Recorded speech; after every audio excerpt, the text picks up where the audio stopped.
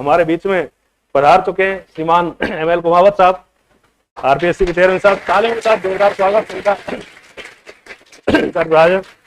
Sir का लंबा अनुभव है, IPS भारतीय पुलिस सेवा में अधिकारी रहे सर, उच्च पद तक पहुंचे, इसके बाद RPSC में चेयरमैन रहे और इन्होंने ऐसे टाइम पर एग्जाम करवाया जब कोई सोच नहीं सकता था कि एग्जाम इतनी जल्दी हो जाएगा। मतलब प्रशासन गई है, मैं अभी समय नहीं बता सकता कि क्योंकि रिकमेंडेशन पहले सरकार को जाएगी, किस तरह से कॉपी चेक करनी चाहिए और कर रहे हैं।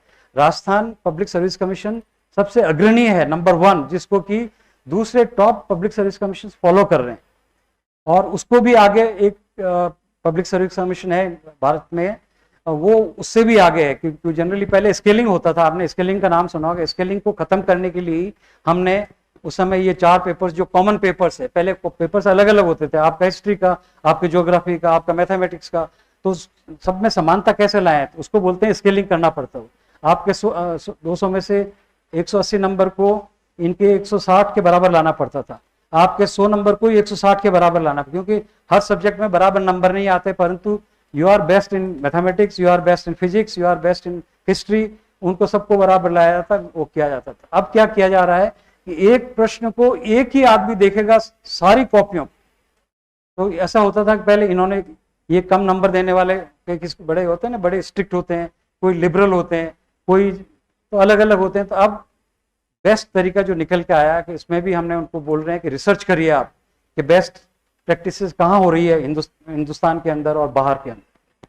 तो इसमें आप चिंता मत करिए, जो बेस्ट सिस्टम है वही होगा। परीक्षा के अंदर मार्क्स के अंदर वो भी खुद चिंतित रहते हैं कि सही तरीके से दिए जाए। आजकल टेक्नोलॉजी का यूज हो रहा है, सबके सामने देखा जा रहा है, वो जमाना चला गया। मेरे टाइम के अंदर जब मैंने ज्वाइन किया था तो कॉपियां टीचर्स के पास में जाती थी। मेरे को एक टीचर ने फोन किया कि साहब मेरे पास कॉपियां आ गई और कॉपियों के साथ साथ फोन भी आने लग गए। तो मुझे आश्चर्य हुआ कि ये क्यों आ रहे हैं। तो पता लगा कि हमारे ही लोग किसी को बता देते थे कॉपियां उनके पास में भटनागर साहब के पास में गई है या शर्मा साहब के पास में गई है। तो हमने उसका समाधान निकाला। पहले रोल नंबर होते थे, आप लोगों को मालूम होगा, रोल नंबर के हमने बार कोड शुरू की।